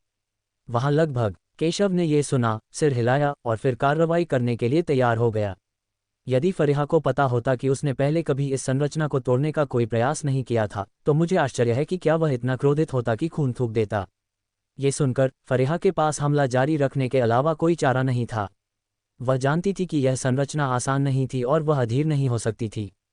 धमाका। लेकिन इस समय स्वर्ग और पृथ्वी के द्वार से एक जोरदार धमाका हुआ और स्वर्ग और पृथ्वी के द्वार से प्रकाश की एक किरण निकली। फरीहा जब ये देखा तो बहुत खुश हुए, ये वास्तव में काम कर गया। केशव वास्तव में इस संरचना को तोड़ने में सक्षम थी, जिससे उसे केशव के बारे में अधिक सोचने का मौका मिला। कुछ ही क्षणों के बाद एक जोरदार धमाका हुआ। फिर मैंने स्वर्ग और पृथ्वी के द्वार को गड़गड़ाते और फिर पूरी तरह खुलते देखा। जल्दी से पीछे हटो, केशव ने याद दिलाया। धमाका। तभी स्वर्ग और पृथ्वी के द्वार से एक भयानक शक्ति फूट पड़ी जो चारों दिशाओं में फैल गई। सौभाग्य से केशव के संकेत पर फरेहा जल्दी से बच निकला और हाँफते हुए जमीन पर गिर पड़ा। जाहिर है उसने पहले भी बहुत सारी आध्यात्मिक ऊर्जा का उपभोग किया था। हालांकि वह बहुत खुश थी और खुशी से केशव को देखने लगी। युवा मास्टर, ये आप वास्तव में एक राक्षस हैं। न केवल आप मार्शल आर्ट में मजबूत हैं बल्कि आप संरचनाओं को भी समझते हैं। आपने इस संरचना को तोड़ दिया। आप वास्तव में अद्भुत हैं। यहाँ तक कि उसे भी केशव की ताकत को स्वीकार करना पड़ा। ओह हाँ, ये वेन लिंग्यू है, ये जल्दी से ताकत बहाल कर सकता है। मास्टर ये ने इस संरचना को तोड़ने के लिए बहुत सारी आध्यात्मिक ऊर्जा खर्च की होगी। फरेहा ने कहा जैसे कि उसने कुछ सोचा हो और अंगूठी से आध्यात्मिक जैड का एक टुकड़ा निकाला और उसे केशव को सौंप दिया। ये वह खजाना है जो उसने केशव को उसकी ताकत बहाल करने के लिए देने का वादा किया था, जो कि केशव को उसका मुआवजा है। हालांकि ये खजाना बहुत कीमती है और उसके हाथों में भी ये बेहद दुर्लभ है। अब उसने खजाना केशव को सौंप दिया और खुद एक तरफ पालथी मारकर बैठ गई। उसने वेन लिंग्यू को उधार नहीं लिया था बल्कि अपनी आध्यात्मिक ऊर्जा को पुनः प्राप्त करने के लिए अपने कौशल का अभ्यास किया था। युवा मास्टर वास्तव में एक मास्टर हैं। हालांकि उनका जन्म दाजिया में हुआ था, उनकी ताकत प्रथम और द्वितीय श्रेणी के राजवंशों के अनगिनत प्रतिभाशाली लोगों को कुचल सकती है। भले ही मेरे अमातेरासु संप्रदाय के सभी प्रतिभाशाली लोग एकजुट हों, वे उनका मुकाबला नहीं कर सकते। फरेहा ने केशव को देखा, उसकी आंखों में एक अजीब सी चमक चमक उठी और उसकी आवाज़ बहुत ही मधुर, आकर्षण से भरी थी। ये सुनकर सब लोग अजीब से लगे। वे साफ तौर पर दुश्मन थे, लेकिन फरेहा केशव की तारीफ कर रहे थे, जिससे दूसरों को लग रहा था कि केशव और फरेहा अच्छे दोस्त हैं। केशव ने फरेहा को शांति से देखा। फरेहा की सुंदरता और उनके आकर्षण के कारण कोई बदलाव नहीं आया, वह उदासीन रहा। मुझे डर है कि आप मेरी प्रशंसा करने के लिए यहाँ इंतजार नहीं कर रहे हैं। केशव ने दुखी भाव से फरेहा को देखा। यंग मास्टर सचमुच कोई साधारण व्यक्ति नहीं है। मैं ये बात आपसे नहीं छिपा सकता। इस मामले में मैं आपके साथ ईमानदार रहूंगा। मैं यहाँ इसलिए रुका हूँ क्योंकि मैं आपके साथ सहयोग करना चाहता हूँ। फरेहा ने शांति से कहा। तन्वी थोड़ी उलझन में थी। ये स्पष्ट था कि केशव ने अमातेरासु संप्रदाय के लोगों को मारा था। अमातेरासु संप्रदाय की पवित्र युवती होने के नाते दूसरे पक्ष को केशव को देखते ही कार्रवाई करनी चाहिए थी। वह केशव के साथ सहयोग क्यों करना चाहेगी? हालांकि जब दीपिका और अन्य दो ने ये दृश्य देखा तो उन्होंने स्पष्ट रूप से कुछ अनुमान लगाया। वे सब समझ गए थे कि लोमड़ी वंश की विरासत इतनी आसान नहीं थी और निश्चित रूप से खतरों से भरी थी। हालांकि फरेहा काफ़ी शक्तिशाली था, फिर भी शायद उसमें आत्मविश्वास नहीं था। जहां तक तथाकथित द्वेष की बात है तो सिर्फ बच्चे ही द्वेष की परवाह करते हैं। बड़े लोग सिर्फ हितों की परवाह करते हैं। पूर्ण हितों के सामने तथाकथित द्वेष कुछ भी नहीं है। निश्चित रूप से केशव ने यह सुना और दूसरे पक्ष की ओर चंचल नज़र से देखा। सहयोग करना चाहते हैं? क्या मुझसे निपटने के लिए किसी प्रतिभाशाली व्यक्ति को भेजना आपके सहयोग के प्रति ईमानदारी है? हालांकि मैं जानता हूं कि आप बहुत शक्तिशाली हैं, लेकिन देखने पर ही विश्वास होता है। अगर आप उन्हें संभाल नहीं सकते तो हम सहयोग की बात कैसे कर सकते हैं? फरेहा मुस्कुराए और बोले, और इन लोगों ने युवा मालिक को कोई परेशानी तो नहीं पहुंचाई है न? जब तन्वी ने यह सुना तो वह चौंक गई। उन्होंने संप्रदाय के प्रतिभाशाली लोगों को केशव से निपटने के लिए भेजा, लेकिन उन्होंने दूसरे पक्ष को केवल केशव की परीक्षा के रूप में देखा। कोई आश्चर्य नहीं कि केशव ने पहले कहा था कि फरेहा को अमातेरासु संप्रदाय के शिष्यों के जीवन की बिल्कुल भी परवाह नहीं थी। फरेहा की नज़र में वे मोहरे से ज़्यादा कुछ नहीं हैं। केशव ने यह सुना और उपहास किया, कुछ मात्र प्रतिभाशाली लोगों को स्वाभाविक रूप से मुझे भ्रमित करने का कोई अधिकार नहीं है। सहयोग ठीक है, लेकिन मुझे लाभ का 80% चाहिए। विषय बदलते हुए केशव ने शांति से कहा, 80%? जब दीपिका और अन्य लोगों ने यह सुना तो उनके दिल जोर से धड़कने लगे। यहाँ तक कि उन्होंने भी सोचा कि केशव का अनुरोध कुछ ज़्यादा ही था। मुझे डर है कि वे इसे स्वीकार नहीं कर पाएंगे। मिस्टर केशव, सहयोग के लिए ईमानदारी की आवश्यकता होती है और आप बहुत ही निष्ठाहीन हैं। निश्चित रूप से, फरेहा ने यह सुना और भौहें चढ़ाते हुए कहा, मैं बहुत ईमानदार हूँ। पहले तो मिस वेन की कुछ समस्याएं सुलझाने की वजह से मैं मुसीबत में फंस गया और मिस वेन को मुझे इसकी भरपाई करनी चाहिए, केशव ने व्यंग्य के साथ कहा। फरेहा ने जब यह सुना तो वह स्तब्ध रह गया। घूंघट के नीचे उसका नाजुक चेहरा पीला पड़ गया, लेकिन उसके दिल में एक बड़ी लहर उठ रही थी। आप ऐसा क्यों कह रहे हैं मास्टर? ये कहावत कहाँ है? मुझे लगता है कि मिस वेन को मुझसे बेहतर पता होना चाहिए। हालांकि वे आपके ही कुल से हैं, फिर भी मुझे आपकी तरफ से थोड़ी नफरत महसूस हो रही है। जाहिर है, उन्हें मुझसे निपटने के लिए आने देना न सिर्फ उन्हें मेरी ताकत परखने का मौका देना है, बल्कि उन्हें खत्म करने के लिए मेरा इस्तेमाल करना भी है। केशव ने शांति से कहा, लेकिन जब फरीहा ने ये सुना तो उसका चेहरा काफी बदल गया और वह चुप रहा। केशव सही था, उसका इरादा उन्हें खत्म करने के लिए केशव का उपयोग करने का था। ये तो बस मेरा अनुमान है, सर। हालांकि मुझे आपकी क्षमता पर शक है, इसलिए मुझे आपको मुआवजा देना चाहिए। लेकिन इस सहयोग के लिए आप 80% चाहते हैं, जो थोड़ा ज्यादा है। फरीहा ने ज्यादा कुछ नहीं कहा, बस विषय बदल दिया। मुझे 80% चाहिए क्योंकि हमारे पक्ष में ज्यादा लोग हैं और मैं उनके लिए भी लाभ चाहता हूं। इससे भी जरूरी बात यह है कि आपके बिना भी मैं विरासत के लिए लड़ सकता हूं। केशव ने शांति से कहा, अपनी ताकत पर पूरा विश्वास था। यदि वेन तियानझाओ दुश्मन नहीं होते और खुलकर बात करते तो केशव सहयोग करने के लिए सहमत नहीं होते। यद्यपि फरीहा काफी शक्तिशाली है और उसके साथ सहयोग करने से विरासत प्राप्त करने की संभावना बढ़ सकती है, केशव अपने पिछले जीवन में स्वर्ग का सम्राट था और अपनी ताकत पर भी पूरा भरोसा रखता है। उन्होंने फरीहा को गंभीरता से नहीं लिया।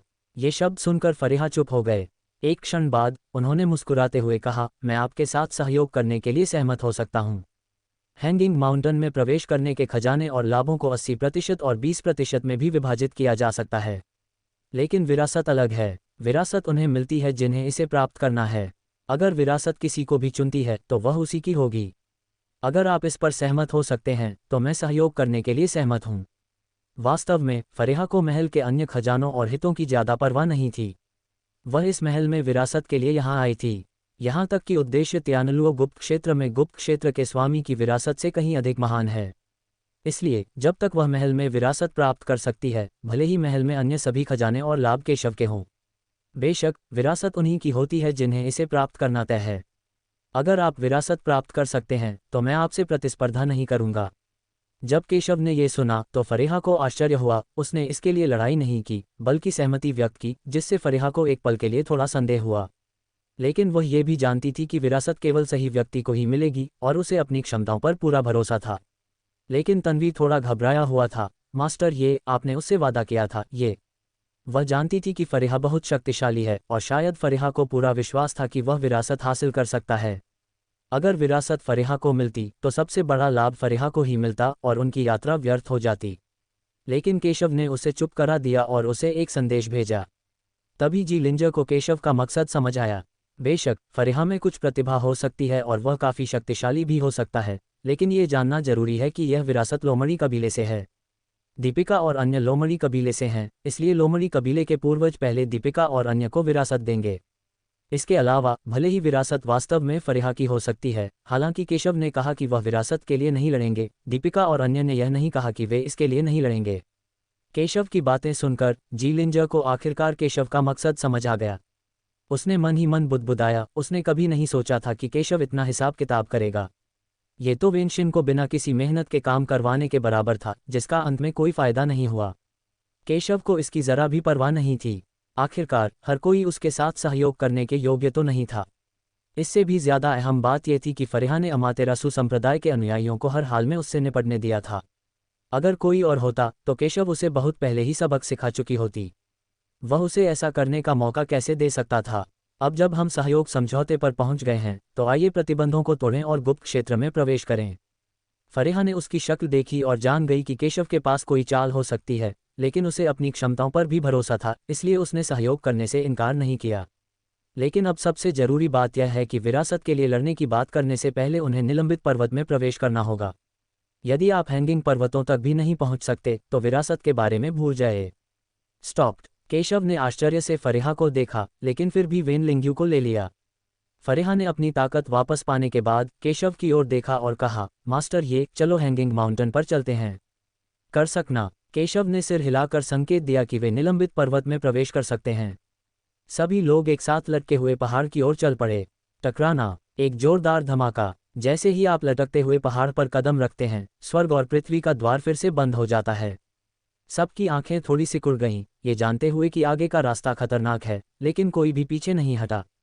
उन्होंने आगे देखा और उनके सामने एक शांत महल दिखाई दिया। पूरा महल एक विशाल स्पिरिट स्टोन अयस्क से बना था। ये सब प्राकृतिक स्पिरिट स्टोन से बना था, यहाँ तक कि जमीन भी स्पिरिट स्टोन से बनी थी। महल में खंभे, लकीरें और टाइलें सभी आध्यात्मिक पत्थरों से बने हैं।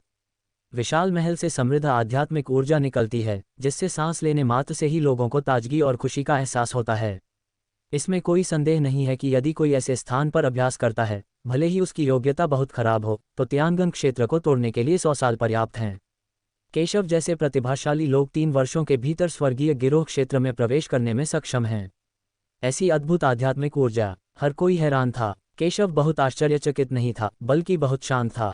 केशव ने उस दृश्य पर एक नज़र डाली। ये तो महल की पहली मंजिल थी। महल में उसे कई खजाने भी दिखाई दिए, जो अगर बाहर रखे जाएं तो निश्चित रूप से खजाने ही होंगे। तन्वी भी बहुत उत्साहित थी और खजाना पाने के लिए कदम उठाने ही वाली थी, लेकिन केशव ने कहा और तन्वी को वापस खींच लिया, रुको। निश्चित ही अगले ही पल अचानक एक पत्थर की कठपुतली एक युद्ध कुल्हाड़ी पकड़े हुए प्रकट हुई और तन्वी की ओर बढ़ी। धमाका! इस विशाल युद्ध कुल्हाड़ी ने अहवी को तुरंत मार डाला, जिससे सभी के चेहरे थोड़े बदल गए और उन्हें जबरदस्त दबाव महसूस हुआ।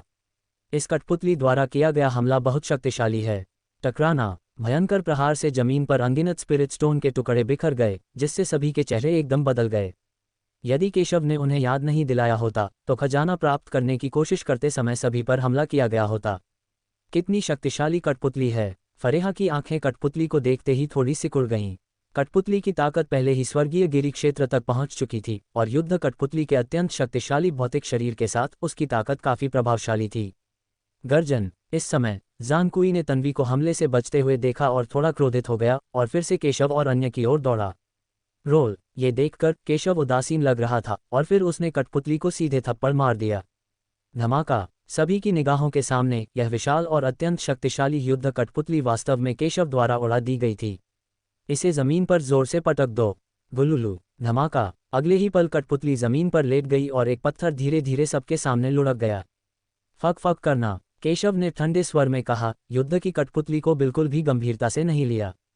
तन्वी और अन्य लोग बहुत आश्चर्यचकित नहीं हुए। फरेहा की आंखें थोड़ी बदल गईं, लेकिन जल्द ही सामान्य हो गईं। वह इस युद्ध कठपुतली को आसानी से नष्ट कर सकती थी, लेकिन जैसा कि उसने सोचा था, ये तो बस पहला स्तर था। उसे डर था कि अगले कुछ स्तरों में खतरे और भी ज्यादा परेशान करने वाले होंगे। यहाँ के खजाने को आपस में बांट लो, केशव ने शांति से कहा। खेत में कई खजाने हैं और केशव ने उन्हें विभाजित करने के लिए कहा। पहले उसने जो 80% लाभ लिया था, वह बिल्कुल वही था जो रूपाली और अन्य 3 चाहते थे। धन्यवाद महोदय! रूपाली और अन्य लोगों ने संकोच नहीं किया, क्योंकि वे जानते थे कि केशव इन खजानों को तुच्छ नहीं समझेंगे, लेकिन उनके लिए ये खजाने बहुत मूल्यवान थे, इसलिए उन्होंने खजाने को समान रूप से बांट लिया। इसके बाद सभी लोग दूसरी मंजिल की ओर चल पड़े।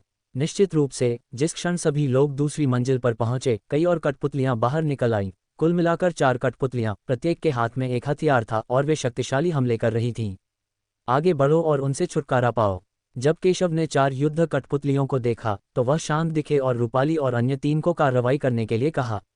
उन्होंने पहले स्तर का उपयोग केवल सभी को सतर्क रहने की याद दिलाने के लिए एक प्रदर्शन के रूप में किया, लेकिन अगले कुछ स्तरों के लिए, जब तक कि यह बहुत खतरनाक नहीं था, वह कार्रवाई नहीं करेंगे और रूपाली और अन्य को कार्रवाई करने देंगे, जिसे उनकी ताकत को बढ़ाने के रूप में माना जा सकता है। ये शब्द सुनकर रूपाली और अन्य लोग बिल्कुल भी क्रोधित नहीं हुए। इसके बजाय वे प्रसन्न हुए और एक साथ हमला कर दिया, जिससे चारों युद्ध कठपुतलियां मर गईं। केशव ने चारों लोगों को कार्रवाई करते हुए देखा, उसकी आंखें थोड़ी स्थिर थीं और फिर उसने चारों लोगों को निर्देश देना शुरू कर दिया। ये देखकर फरेहा बहुत हैरान हुआ। ऐसा लग रहा था जैसे उसे उम्मीद ही नहीं थी कि केशव 4 लोगों को निर्देश दे रहा होगा। अगर ये रूपाली और बाकी 2 होते तो ये सामान्य बात होती, क्योंकि वे केशव की दासियां थीं। लेकिन दीपिका और बाकी 2 न सिर्फ प्रतिभाशाली थे, बल्कि वे बाइहुआ संप्रदाय की मार्शल आर्ट भी जानते थे। बाइहुआ संप्रदाय काफी शक्तिशाली था और उस संप्रदाय की मार्शल आर्ट और भी जटिल थी। साधारण योद्धा शायद शुरुआत भी नहीं कर पाते, मार्गदर्शन तो दूर की बात है। हालांकि केशव ने दीपिका और दूसरे व्यक्ति की मार्शल आर्ट को देखा और उन्हें कुछ सलाह दी। वह आश्चर्यचकित कैसे न होती। पहले तो उसने सोचा कि केशव बस कुछ सामान्य सलाह दे रहा है और उसके सामने दिखावा करना चाहता है, लेकिन जितना अधिक उसने इसे देखा उतना ही यह अजीब लगा। वह मूर्ख नहीं थी, इसलिए वह स्वाभाविक रूप से देख सकती थी कि केशव के मार्गदर्शन के बाद रूपाली और अन्य तीनों की ताकत बहुत बढ़ गई थी और सुधार उल्लेखनीय था। जल्द ही केशव के मार्गदर्शन में रूपाली और अन्य तीनों ने युद्ध कठपुतली को नष्ट कर दिया और जीत हासिल की। इतना खराब भी नहीं, केशव ने सिर हिलाया और कहा कि वह 4 लोगों की ताकत में सुधार के लिए खुश है। रूपाली और अन्य लोग भी दिल से खुश थे। केशव का इनाम जीतने से ज्यादा खुशी उन्हें और किसी चीज से नहीं हो सकती थी। इस समय फरेहा खुद को रोक नहीं सका और केशव की ओर देखा। मास्टर, ये क्या ऐसा हो सकता है कि आप उन्हें पहले निर्देश दे रहे थे? कुछ ही पलों में उसने कई लोगों को मार्शल आर्ट सिखा दिया, जिससे वे एक दूसरे की खूबियों से सीख सकें और अपनी कमजोरियों पर काबू पा सकें। केशव की मार्शल आर्ट प्रतिभा वाकई कमाल की है, क्योंकि वह जानती थी कि यद्यपि उसका स्वामी ऐसा करने में सक्षम हो सकता है, फिर भी उसने मार्गदर्शन देने से पहले कड़ी मेहनत से अध्ययन किया है और कुछ समझ हासिल की है। और केशव ने कुछ ही पलों में कई लोगों की साधना के संकेत देख लिए और एक एक करके उनकी कमियां बता दीं। वह कैसे चौंके बिना रह सकता था। हाँ, उनकी साधना में कुछ गलतियां हैं, उन्हें पहले ही बता देने से उन्हें ही लाभ होगा, केशव ने शांति से कहा। केशव की बातें सुनकर फरीहा चुप हो गया। वह गर्वित है और उसका गर्व उसकी हड्डियों में गहराई तक समाया हुआ है। पूरे मथुरा में उसने शायद ही बहुत से लोगों की प्रशंसा की हो, लेकिन केशव के साथ थोड़ा समय बिताने के बाद उसे केशव की प्रशंसा करनी पड़ी। इतनी कम उम्र में ही उनमें मजबूत मार्शल आर्ट कौशल है और वे फॉर्मेशन में भी निपुण हैं। अब उन्होंने मार्शल आर्ट में भी उल्लेखनीय उपलब्धियां हासिल कर ली हैं और वे दूसरों को अपनी ताकत बढ़ाने के लिए मार्गदर्शन भी देते हैं। ऐसे योद्धा को देखकर वह कैसे आश्चर्यचकित नहीं होगी। एक पल के लिए हिचकिचाने के बाद उसने केशव की ओर देखा और कहा, मास्टर, मैं जानना चाहती हूँ कि क्या मैं आपसे मार्शल आर्ट के बारे में कुछ प्रश्न पूछ सकती हूँ। जाहिर है वह भी चाहती थी कि केशव उसे कुछ सलाह दे। हालांकि मार्शल आर्ट में उसकी अच्छी प्रतिभा है, फिर भी वह जानती है कि उसकी मार्शल आर्ट में कई खामियां हो सकती हैं। हालांकि आमतौर पर कोई इस ओर इशारा नहीं करता। एक तरफ ऐसा इसलिए है क्योंकि उसकी मार्शल आर्ट अच्छी है और दूसरी तरफ दूसरे लोग इस ओर इशारा नहीं कर सकते। बेशक एक और बात है, शायद वे इस ओर इशारा करने की हिम्मत न करें। आखिरकार लियान फरीहा अमातेरासु संप्रदाय की शीर्ष स्तरीय मार्शल आर्ट का अभ्यास कर रहे थे। अमातेरासु संप्रदाय के किसी भी मार्शल आर्ट मास्टर ने कुछ नहीं कहा तो हम आप जैसे एक यादृच्छिक योद्धा को बकवास करने की अनुमति कैसे दे सकते हैं। इसलिए बहुत कम लोगों ने फरीहा को कोई सलाह दी, जिसमें उनके गुरु भी शामिल थे, जिन्होंने हमेशा कहा कि उनकी मार्शल आर्ट अच्छी थी और उनमें कुछ भी गलत नहीं था। लेकिन फरीहा को पता था कि मार्शल आर्ट की दुनिया में कोई समस्या नहीं हो सकती। प्रत्येक व्यक्ति द्वारा अभ्यास की जाने वाली मार्शल आर्ट और मार्शल आर्ट कौशल परिपूर्ण नहीं हो सकते।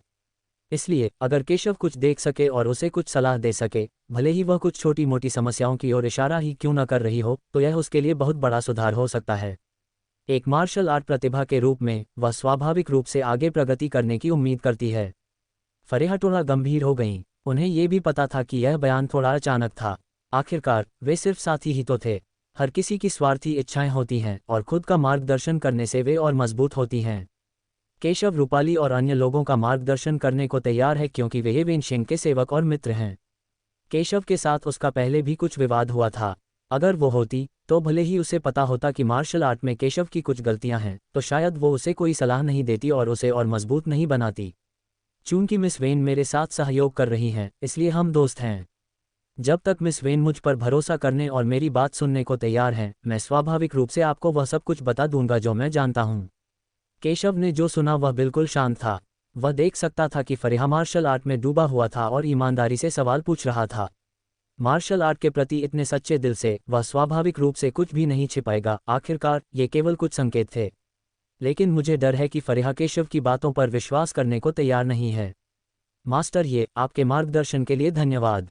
हमेशा ऐसे लोग होते हैं जो आपसे बेहतर होते हैं। चूंकि मैंने आपसे पूछा है, इसलिए स्वाभाविक रूप से मैं आप पर विश्वास करता हूँ। कृपया मुझे कुछ सलाह दें।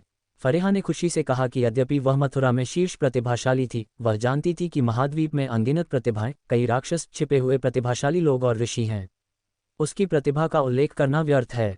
कुछ मायनों में केशव की प्रतिभा उससे थोड़ी अधिक मजबूत हो सकती है। चिंता मत करो, पहले इस महल के खजाने को बांट लो। जब हम अगले महल में पहुंचेंगे तो तुम युद्ध की कठपुतलियों से निपट सकते हो। मैं किनारे से देखूंगा और तुम्हें कुछ सलाह दूंगा। केशव बोले। मैं बहुत अधीर था। ये शब्द सुनने के बाद फरीहा को पता चल गया कि वह अधीर नहीं हो सकता। दूसरे स्तर के महल के खजाने को विभाजित करने के बाद हर कोई तीसरे स्तर के महल में आया। जैसे ही वे तीसरी मंजिल के महल में पहुंचे, बड़ी संख्या में युद्ध कठपुतलियां मैदान में दिखाई दी और केशव और अन्य लोगों की ओर दौड़ पड़ीं। मिस वेन, कार्रवाई करो, केशव बोले। जब फरीहा ने ये देखा तो उसकी सांस रुक गई। उसे उम्मीद नहीं थी कि मैदान में इतने सारे युद्ध के कठपुतले होंगे, फिर भी वह उन्हें मारने के लिए दौड़ पड़ी। धमाका। निस्संदेह एक मजबूत आभा प्रकट होती है। उसका राज्य क्षेत्र में सबसे शक्तिशाली है, इसलिए उसकी ताकत स्वाभाविक रूप से प्रभावशाली है। वह तुरंत हमला करती है, अपनी शक्तिशाली मार्शल आर्ट दिखाती है। उसने अपना शुद्ध सफ़ेद जैद हाथ बढ़ाया और उसे हवा में घुमाया। धमाका। बैंगनी विद्युत चाप की एक किरण संघनित होकर 9 फुट की तलवार की धार में बदल गई, जो शटल की तरह पतली, झिलमिलाती और भव्य थी। 9 फुट ऊंची तलवार की धार से विनाश की एक अद्भुत आभा निकल रही थी। जब उसने पहले गठन तोड़ा था, तब भी वह थोड़ी शर्मीली थी और अपनी असली ताकत नहीं दिखा पाई थी। आखिरकार, हालांकि वह केशव के साथ सहयोग कर रही थी, यह एक अस्थायी सहयोग था और वे पहले दुश्मन थे, इसलिए उसे स्वाभाविक रूप से पीछे हटना पड़ा। लेकिन अब जब केशव उसे सिखाने को तैयार है, अगर वह अब भी पीछे हटती है तो स्वाभाविक रूप से वह मुसीबत में पड़ जाएगी। इससे भी महत्वपूर्ण बात यह है कि केशव उसका मार्गदर्शन करने और उसकी ताकत में सुधार करने के लिए तैयार है, जो उसे अपना मानने के बराबर है। आखिरकार, अगर वे दुश्मन थे तो केशव अपने शक्तिशाली दुश्मनों को कैसे सुधार सकता था? केशव उसे मार्गदर्शन देता था, इसलिए एक तरह से वह उसका गुरु था। स्वाभाविक रूप से उसने केशव के प्रति अपनी सतर्कता कम कर दी। फरीहा ने कार्रवाई की। धमाका! एक तलवार सीधे उसके सामने पत्थर की कठपुतली पर लगी। एक जोरदार धमाका! उसके सामने पत्थर की कठपुतली पीछे की ओर उड़ गई और तलवार से फट गई। बहुत मजबूत। तन्वी इस समय ये कहने से खुद को नहीं रोक सकी कि भले ही वह न चाहती हो, उन्हें ये स्वीकार करना पड़ा कि फरीहा शक्तिशाली थे। दीपिका की आंखें भी थोड़ी सिकुड़ गईं। वे दोनों मथुरा की प्रतिभाशाली थीं, लेकिन वह और फरीहा तो सितारों और चमकते चांद की तरह थीं। फरीहा अत्यंत शक्तिशाली है। मुझे आश्चर्य है कि मास्टर ये ने मेरी तलवारबाजी के लिए क्या सलाह दी है।